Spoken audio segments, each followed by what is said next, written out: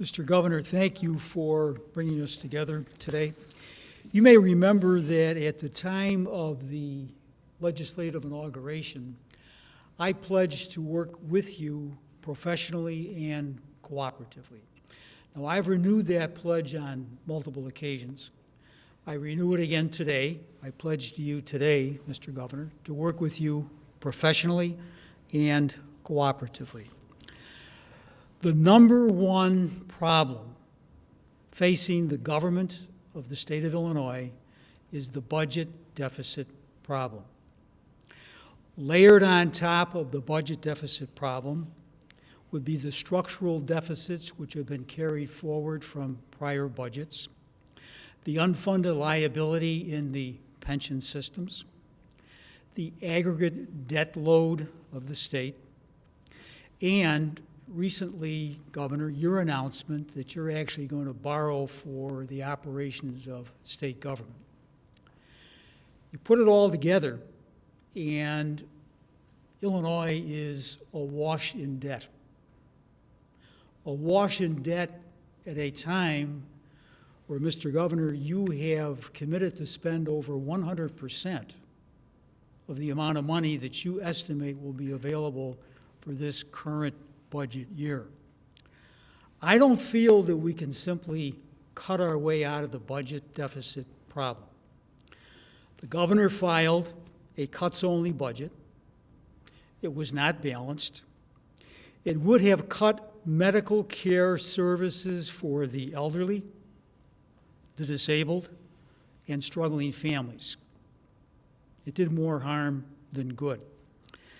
I strongly believe that we have to have a balanced approach. We have to do cuts, as we did in Senate Bill 788, which reduced spending in the Medicaid program by $400 million. But at the same time, we need new revenue, such as my proposal to impose a surcharge on millionaires for education. The governor argues that we should change items in workers' compensation, collective bargaining, and the prevailing wage before we finalize the budget.